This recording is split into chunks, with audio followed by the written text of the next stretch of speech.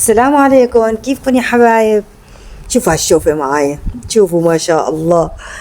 لقيتها الصبح، طلعت الصبحيات لقيتها ولدانة جايبة 4، واحد يا حرام ميت، وهذا الأسود أنقذناه إنقاذ يعني كان عم بيموت كمان.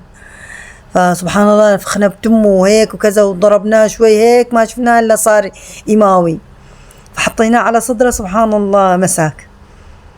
وهي أكلتنا اليوم. والله مو أنا اللي طابخة اليوم، اللي طابخ ابني. غسل بده يعمل شوربة، غسل هالعدسات وحطن بمي وحطن على النار، بلش حط لهم بهار، حط لهم كمون، حط لهم عصفر، حط لهم فلفل وشوية ملح، وحط لهم بصلة. طبعا هاي كله شغله، أنا ما عملت شي بهاي.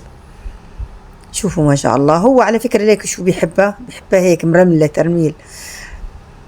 أنا لما بعملها متجانسة ودايبة دوب، هو هيك بيحبها ما شاء الله.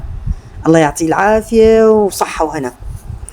شوفوا ما شاء الله فنجان هالقهوة بهالسهرة غير شكل. يلا اعملوا لي لايك واشتراك وفعلوا الجرس، وإلى اللقاء للفيديو الجاي.